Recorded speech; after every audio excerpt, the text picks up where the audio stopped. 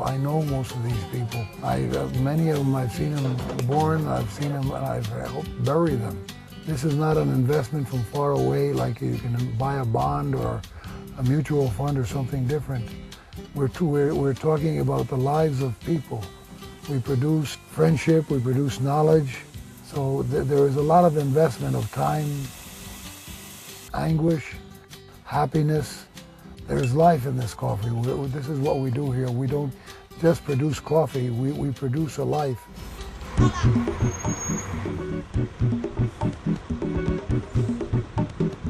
This is the story of the people who harvest our coffee, their struggle for a better life, and the connections they make with all of us every day.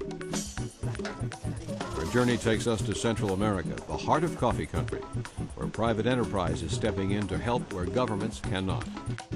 Pete Rogers of JBR Gourmet Foods has been buying coffee in Central America since 1986. He has developed strong relationships with the farmers and workers here and a deep commitment to improving their lives.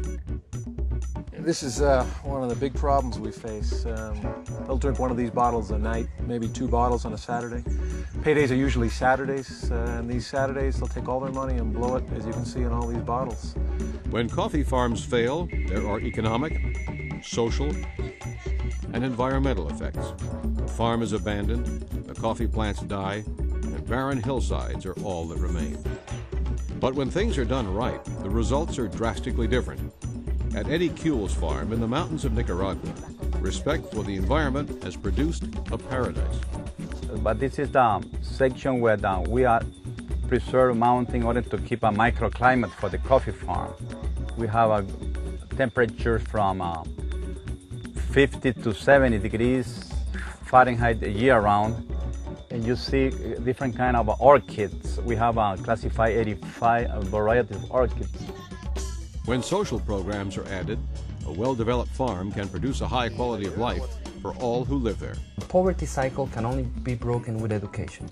So the more we can put in there for the educational programs, the better it will be for the kids and for the adults.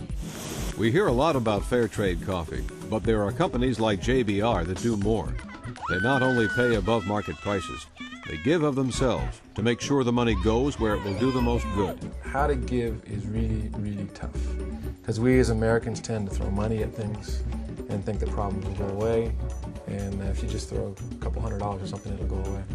And I think I learned a lesson the first time at a school. We tried to give them computers, and they wanted pencils and pieces of paper, and said, you know, it was very nice of you to offer a computer, but can we start with maybe a pencil or a piece of paper or some books or something? So the process of learning how to give is something that I think we have finally achieved. I mean, it took 8 years, 10 years, you know, to finally figure all that out. But now we know, you know, the basics of life. La Vida del Café, the life of coffee.